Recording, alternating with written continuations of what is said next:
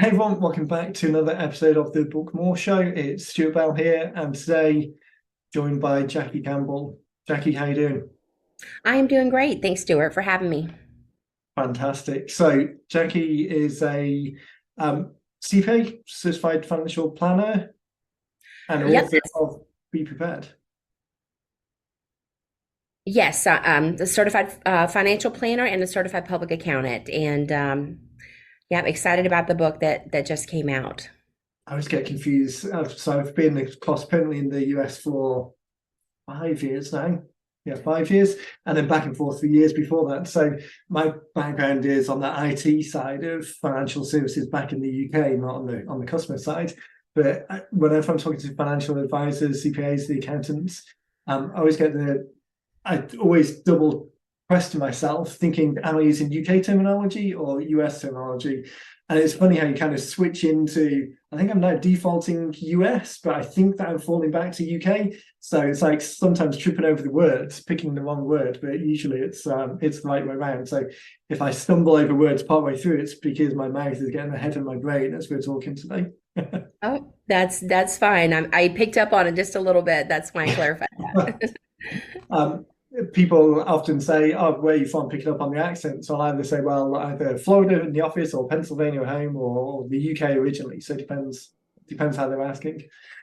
What's your background then? Have you been in this business for a number of years? Did you come to it straight out of college, or is it something you've kind of transitioned into?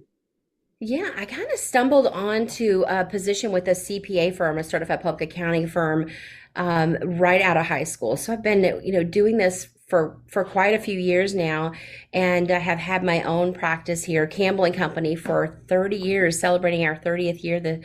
And I love math. I was on the math team. It just seemed like a natural, transition, natural career for me. And also becoming a certified financial planner and just kind of pulling that whole entire 360-degree view together for business owners and for individuals. Just is just something that I've been passionate about. I love solving problems. I guess I didn't realize it, but when you're on the math team, you're kind of nerdy and you like solving problems. So. And it's so great that you found a career straight from school that you've enjoyed and stuck with and really kind of found that passion straight away. I think a lot of people kind of have to circle around to it a little bit before they land on the thing that they ultimately want to do. But it really sounds like it resonated right out of the gate.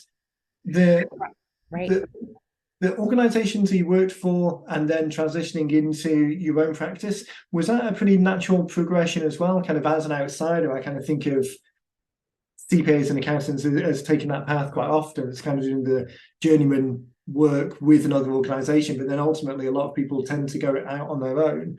Was that your experience as well?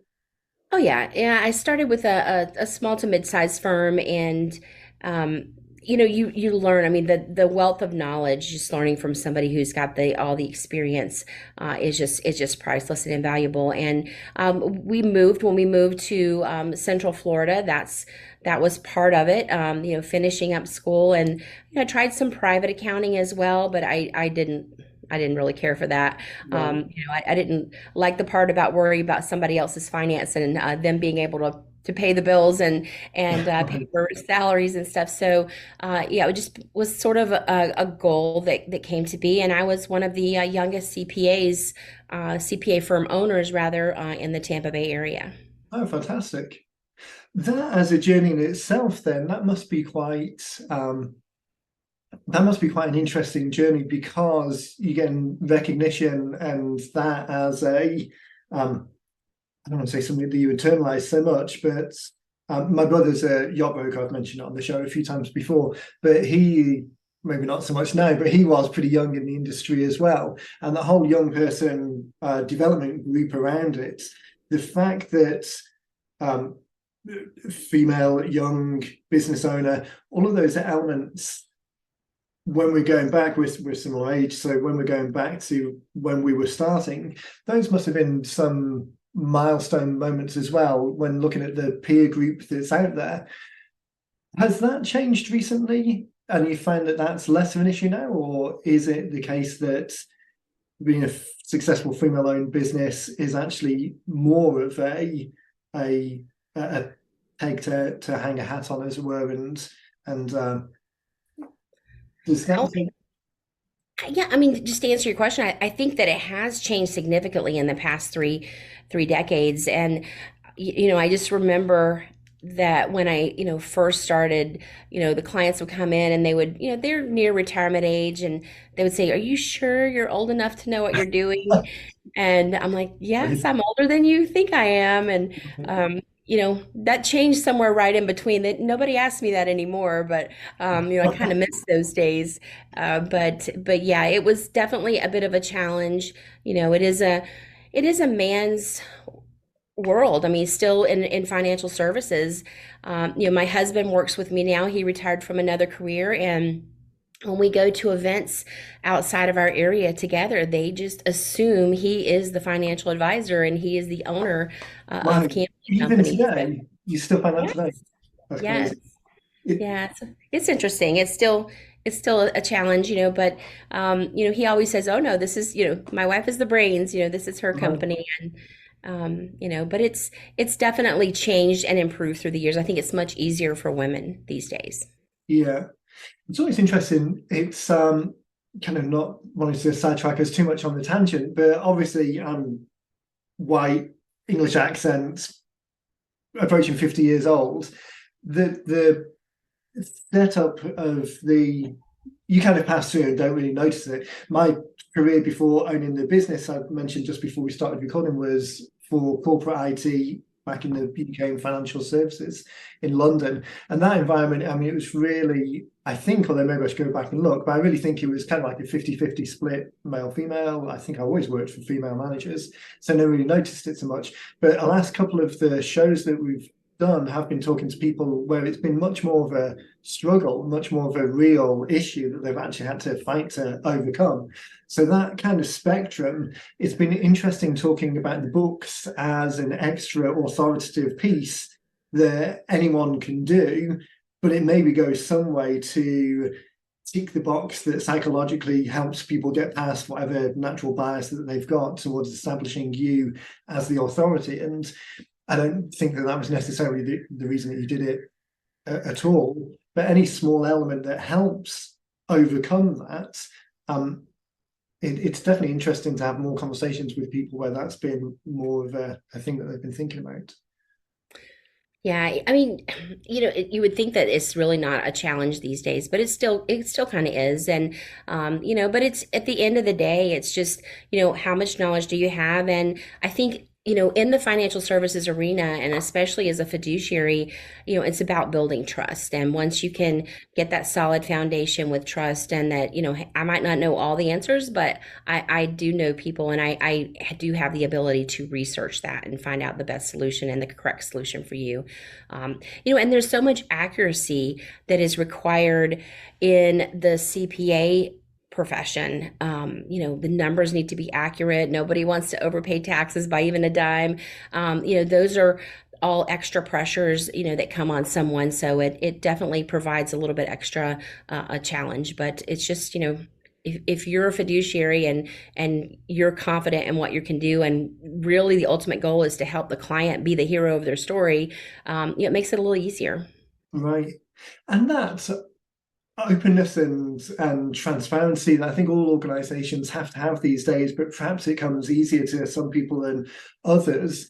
Again, if you're looking at stereotypes, the kind of bravado-y, I'm just going to go in there and tell you what it is, the kind of old established career type person going into organizations now and not even coming from the perspective of, oh, there might be things that I don't know, but coming in from the perspective of, hey, things are changing. What happened last year, what happened 5 years ago, the rules and the regulations and how they're interpreted, all of these things are changing. So going in from the perspective of, hey, we're on this journey together, there are things that are always changing. We're bringing our expertise and capability around the rules and the regulations, but the interpretation and how we can maximize your individual situation is going to change client by client.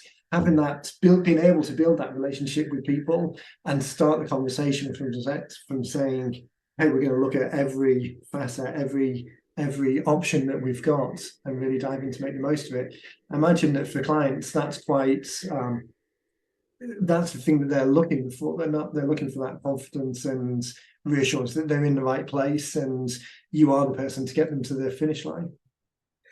Right. And it's more than just about, one part of your financial plan or your retirement plan, or your business plan. It's just about pulling all those things together. And, a lot of financial services, is seen as like a one-time thing, but it's really it's being part of the journey with someone. So you build that relationship with them, and gosh, I'm so blessed, being able to celebrate someone having their 100th birthday, and now I'm working with their children and their grandchildren, and even great grandchildren coming into the picture. It's just so rewarding. And but you're right, it's so much more than just the numbers, or just a product, or one meeting. It's just about building that longer term relationship. And like you say, multi-generational relationships with people. I mean, at the end of the day, it's not a transactional business that we're in. Most of the people who we work with, most of the people who you're working with, I guess, as clients, are in the business of building relationships for long-term lifetime value. It's not there aren't that many businesses around. They're just transactional, kind of come in the store, buy something and disappear and never come back again. So to be able to see that journey and help people as their situation change, and also know their situation. So we've been in 9 Minute Books has been in business since 2015, so we're now 2023, 8 years. Our accountants, I mean, we rely on them to know actually what the business is doing and what we're trying to achieve, not just come in and look at a number and give a view on it. It kind of transitions into the book a little bit. So the book is Be Prepared, and it talks about helping people set up be prepared for the worst case scenario, so they're not leaving their family with a difficult situation.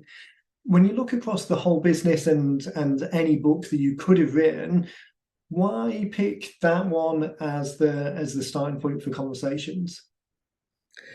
Well, this one had a special meaning for me personally. And, I think no matter what you see other people go through, the experiences, the difficult times, especially, it's different when you go through it personally. And having helped families, and then when my own father became ill, that was like a, kind of time stands still when you're involved in it and intimately involved in it. And, I just realized, oh, wow, am I doing enough to help those that I love and care about the most, and make sure that everything is all, in order. We just don't see ourselves getting older. You don't see yourself in your own story and own movie, so to speak. But that was just a big wake up call. And, I wanted to make sure that I was able to help others to kind of not make some of those same mistakes. And, that was just a personal why for me. I love, I did the strategic coach unique ability, and the way that I analyze things is to be able to look at things from a 360-degree lens. And getting at your affairs in order, that's just part of an important plan. Being prepared. Living in Florida, with the hurricanes, we're always disaster prepared, working on that, talking about it, but also being disaster prepared for your own personal life. If you think of, we all at the end of the day want to be as organized as we can, and be as helpful to as we can to our family, our spouses, our loved ones. And there's typically one CFO to the family, and whoever that CFO is, they have their own unique filing system. And you may think it's normal, and it's Makes perfect sense. Yep. But it's just about, making sure that whoever comes behind you, make it as easy for them as possible, and give them that, those breadcrumbs, so to speak, so that, they can come right behind your financial life, and just fill in if and when you're not able to do that. Like you say, it often happens in situations that either are completely out of the blue, and an accident or something traumatic happens, or you don't realize how quickly things are progressing. And I can imagine that there are, my grandparents have passed away now, but fortunately, parents are still alive, but they're certainly getting on a little bit in age. And I can remember seeing it with my grandparents. The decline and the falling off was relatively quick. I mean, it probably wasn't in terms of the actual calendar years that passed, but in terms of your interaction with the family members, thinking that there's always a tomorrow or you'll get round to it, and then the point where you can't quite remember everything or things get missed, it does leave quite a big hole for people to try and fill in and do some detective work on the back end once you're either not around or not able to answer the questions as clearly as perhaps you once were when you set it up in the first place. It's such a, we often talk, obviously being on the book side and the creation side, we're often talking to people relatively narrowly about the creation of the book as a lead generation tool or as a tool to start the conversations, because we've got some time constraints around it. We don't necessarily always get the opportunity to dive too much into people's stories or how they get to the point of writing the book they want to write. But your example, I think, is the perfect blend of having a personal reason for writing something, clearly seeing that having this be prepared book, which highlights what you should do to make sure that there is a folder that you can pass on to someone who's there left picking up the pieces. Having that personal journey into it, it marries so well with what we might well have had as a conversation of saying, okay, we're trying to achieve a kind of a marketing outcome, and this is a great way of doing it, because it's a small subject that's very kind of self-contained.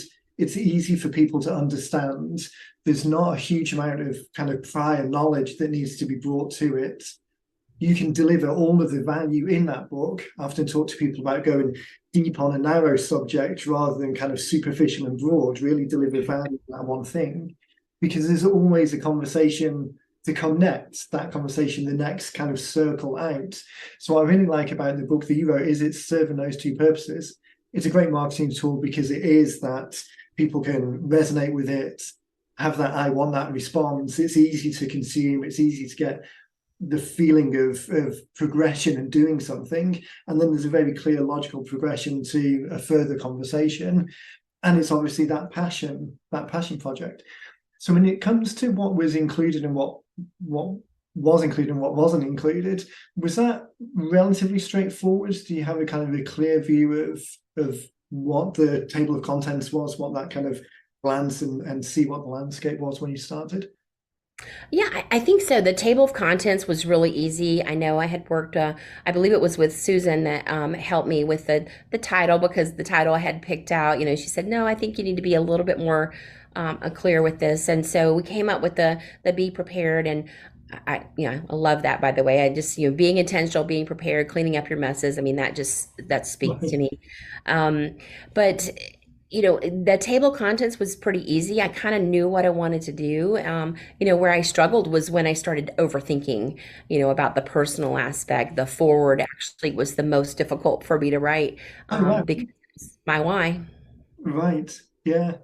Actually, that's interesting. I guess we'll make sure that we can point people towards where they can find out more and get a copy of the book before we finish.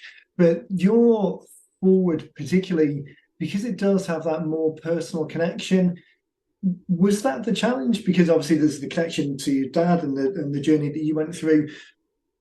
Was it really that personal element of it that was the difficult thing? Or was it difficult in trying to just contextualize it for other people reading it? Was it more internal or external, if that makes sense? It was definitely more internal. I would say I had it, 80, 90% done. And then I sat on it for a while, and because I thought, well, I just have to be perfect with this because of the personal nature, but I really didn't have to be perfect. It just sort of, one day it dawned on me, I'm like, why, okay, all progress begins with starting to tell the truth, right? Especially to yourself. And why is this so challenging for me? And, it ultimately came down to, I didn't want to be the hero, because that is not the purpose of this book at all. It's not the purpose of any of the 360-degree financial planning that I do for my clients. It's to help them be the hero of their own story. And I think that once I had that, it's like I want to be able to set someone up like my own parents, my mom, my dad, to be the hero. And, what am I giving them enough to be able to get that foundation started, or the checklist and the important aspects of it. And once I figured that out, I'm like, that's it. It was just smooth sailing from there, and we got it wrapped up pretty quickly, I think, after that. Yeah, it is. It's one of those things. Well, where whatever the holdback is, because we see it a lot of the times with. I mean, I'd probably say 60% of clients who we work with get to the end of the process, but it's not just bang, bang, bang, get it knocked out and it's fine, because everyone brings something to it, whether that something is a very clear approach and definitely want to go in a direction, but struggle with time or focus or the what's the word I'm looking for? The perfection, procrastination, analysis paralysis, that kind of overthinking it either before they get started or once there's the version one and thinking about how to get it finished off. So you're definitely not alone in that respect.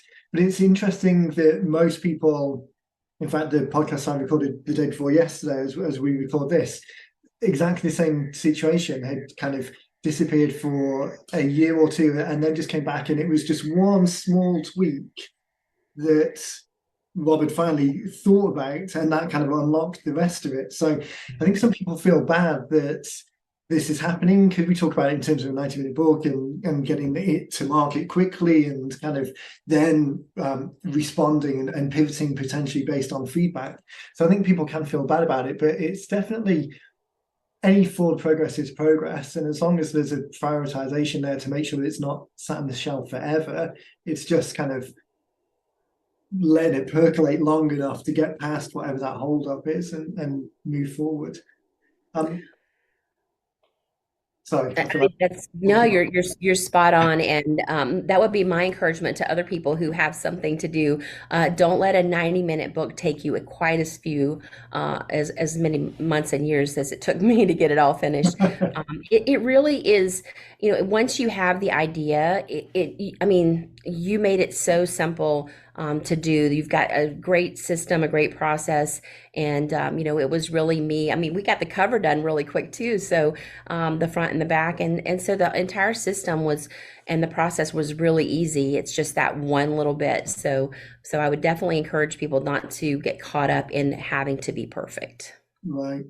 I think I should go back and look at some of the shows, or think about it in some of the future ones that we're recording in the next few months, and ask people.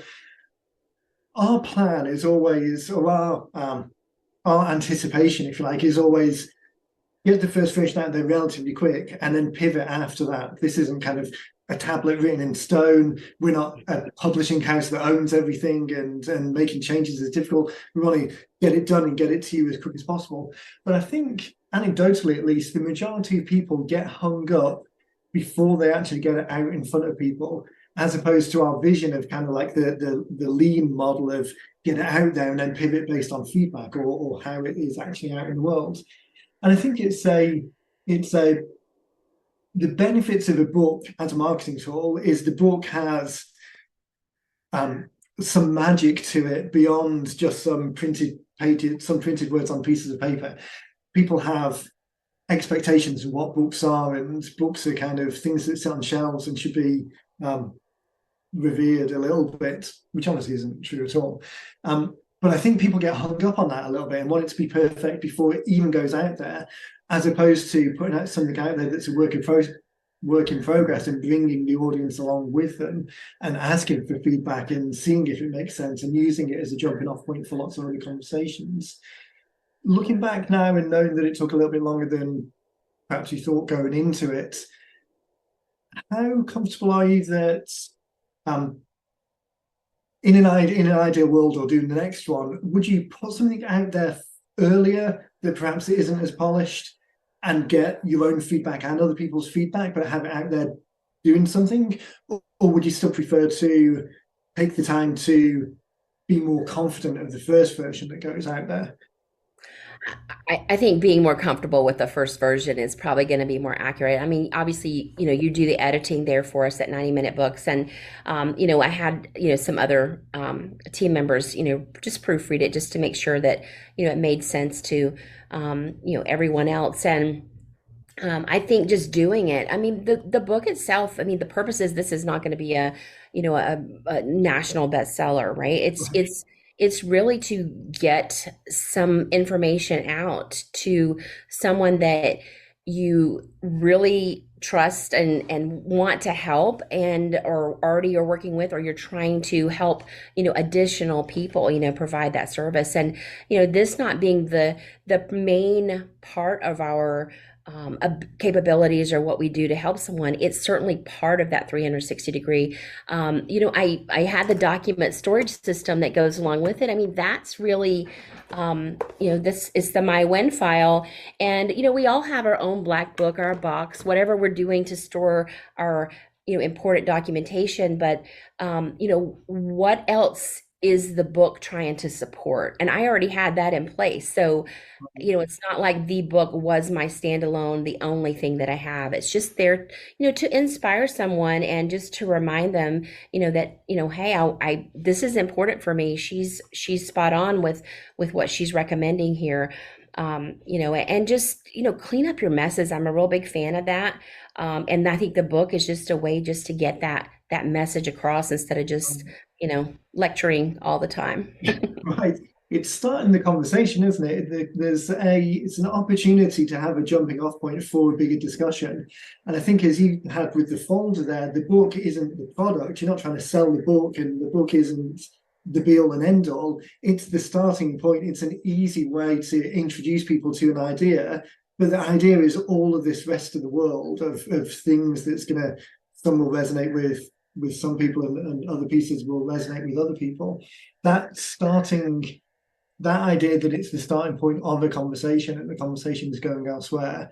I often hope that that's the thing that frees people up from whatever is holding them back from getting their ideas. I mean, you've been in business for 30 years. There's probably few situations that you haven't come across in the past. If you can create assets, whether it's a book or a podcast or something else that kind of helps people start that conversation and take the first step.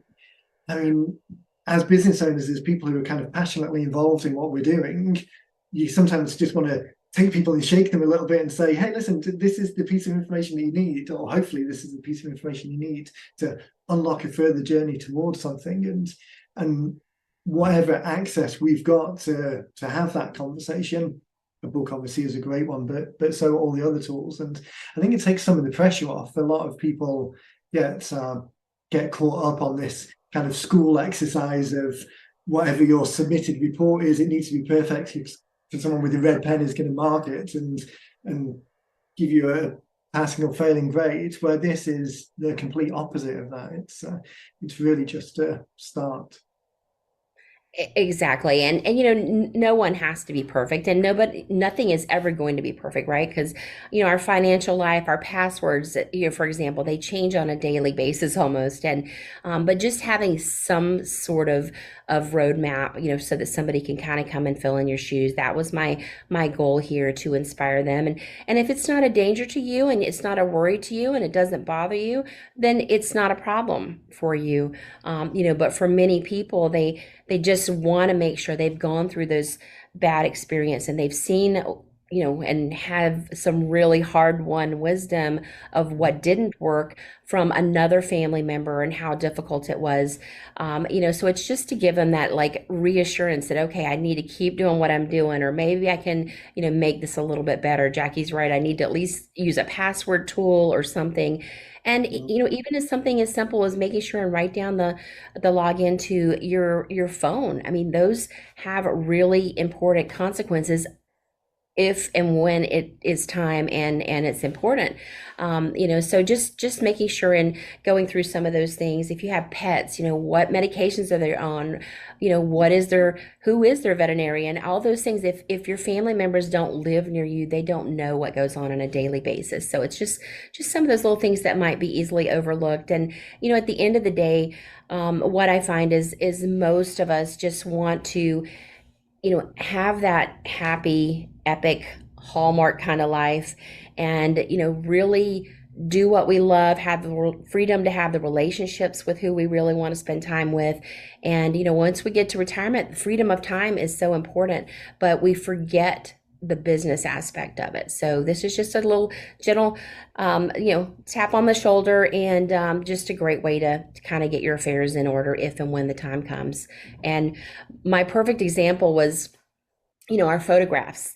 When we grew up, we had the old, the 110s, the Kodaks, and the Yeah. Polaroids, and you have your photos. If you think about it, you have them in scrapbooks. You have still some negatives, some of the film, and then today you have those things still most likely, but you also have things on your phone, things on a tablet, things on a computer, things in the cloud. So that is the exact way that our financial life is. It's just kind of all over the place. 30 years ago, tracking behind somebody, if somebody was sick and in the hospital or unable to take care of their financial affairs or passed away, eventually things would come in the mail and you would Right. know, oh, they have an account here, they have a safe deposit box here. You would be able to eventually put the puzzle together. Now it's electronic and there's no puzzle to really put together. So Right. It's such a great point. And actually, there was something that you said in the as you start off there, saying that some people they're happy with the situation that they're in. So it may even be the case that oftentimes we think about writing the book as someone's going to follow through step by step by step and start at A and get to Z. But that's not necessarily the case either. There's just as much value for people just taking one snippet or even going through the whole thing and thinking, oh yes, I've got all of these things checked off, and it gives them peace of mind and they can move on to something else. That and combined with, like you say, the lack of an electronic trail now, particularly if you've the worst case scenario, you didn't have access to someone's email account when they passed away. I mean, that is the repository of everything these days, and without that, like I say, mail's very unlikely to turn up and give you an indication of where things are. right. And I'm hearing more and more of clients. I know here in the state of Florida, we have, unclaimed property. And, I just spoke to someone recently and they had, some letters, they were some unclaimed funds of, about $6,000 that they don't know if it came from a relative or they don't know the underlying what it was, but it was money at a bank. And they're like, well, I don't think I would just walk away and leave $6,000 sitting somewhere. But, life insurance policies, things like that, that's ultimately where it shows up. And then, you just it just costs more to actually get it to who you want it to go to. So it's just if you can pick up one little tip to make what you have in your financial life a little bit easier, or I work with clients that they become the successor trustee, they become the power of attorney for someone's estate, and that's a real challenge. I mean, that's a real job for many, and the more organized and tidy it is, the easier for that successor. But putting that puzzle together, they often have to hire multiple professionals to kind of figure everything out, and just those little tips can save a lot of money at the end of the day.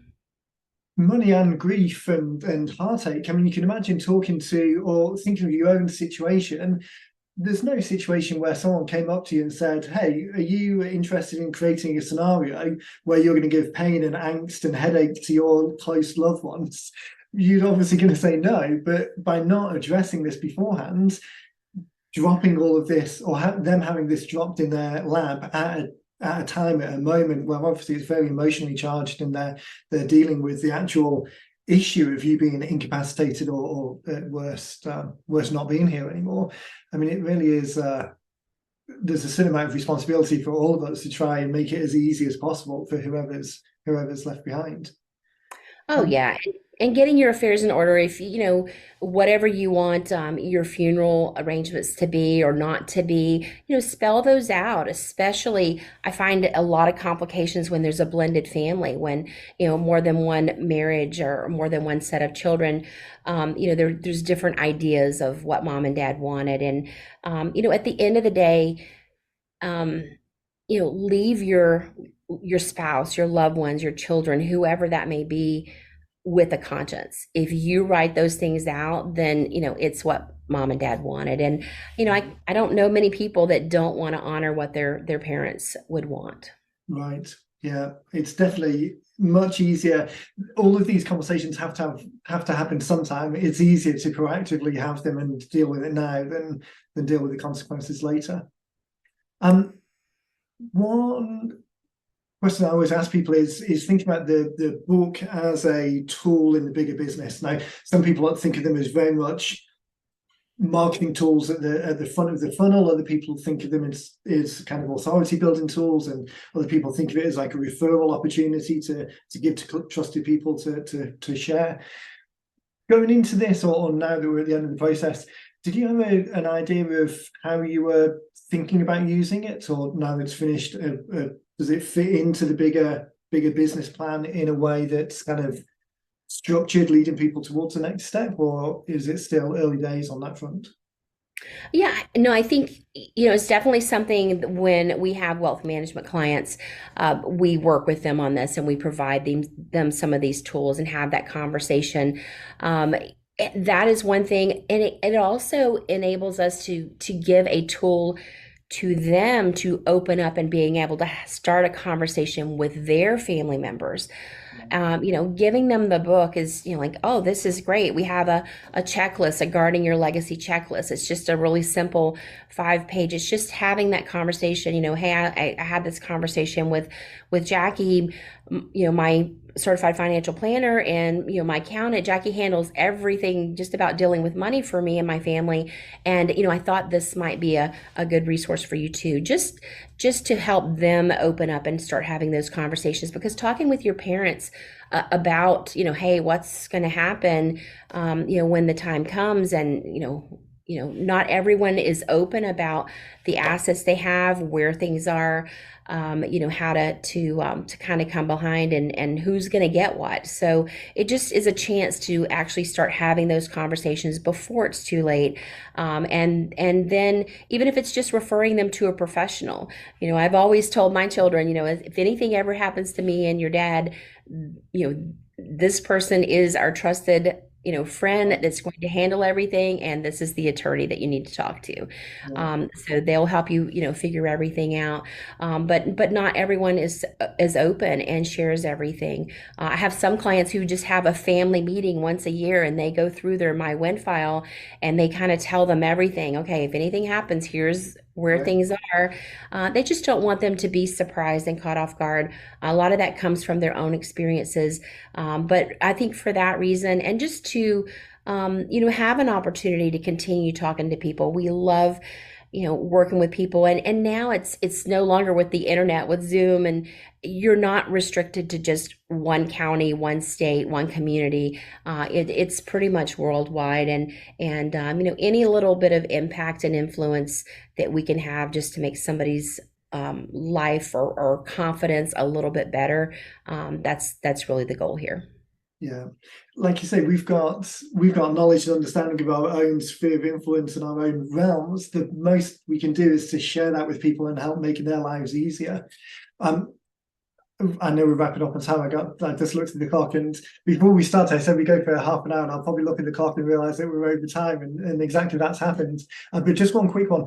You mentioned there, people use the books as an opportunity for them to have conversations, and I think that's a little thought of fact, particularly for financial planners, wealth management people, anyone who's dealing with that legacy conversations. The opportunity now that you've given them something that they can use as a jumping off the conversations in their own family, whether it's the book or the folder, it's just having a reason for them to talk about it in a scenario where either they might forget or not have the confidence or the language or the comfort in raising it just at the dinner table. Now there's a reason to have that conversation, which is obviously just going to be beneficial because it gets their conversation going. I think that's a very underlooked opportunity or benefit of having the books that start that conversation. So time's gone fast. I really appreciate your time, and thank you for sharing your story with people. Where can people go to find out more and want to make sure they've got opportunity to check out what you guys are doing? Yeah, online at mycampbellandco.com. And we can have information there about the Win file and the book and all the other services that we offer. And also, the book is available on Amazon.com. So I actually got a copy in my hand this week. So thank you for that. And, photo credits is the most beautiful beaches in the world in the Panhandle of Florida. So, That, um, that's the benefit of living down there. It's lots of nice photo opportunities for things. right. Jackie, again, thanks for your time. It's been really great. I'd really love to catch up again in 6 months and see how things are going. What the latest season of podcasts, talking to authors more directly, has been great. And what I've said to most of them is, let's check back in 6 to 12 months, because I'm sure you'll start getting stories back from people where it's actually had a real impact, and it'll be really exciting to be able to share some of those stories, not just from the business perspective, but how it's made a change in people's lives. So if you're up for that, it'd be really great to have you back. And I'll make sure we put the links to the website and the Amazon link in the show notes. So as people are watching and listening, just check out the show notes and we'll link directly to that. And just thanks again for your time, and we'll speak soon. Thank you, Stuart, and thank you to 90 Minute Books. Your team has been absolutely amazing through the entire process. Oh, fantastic. Thank you. Appreciate it. I'll make sure I'll pass the message on. Everyone, thanks for listening again. As I say, check out the links to Jackie's company and the book in the show notes, and we'll catch everyone next time.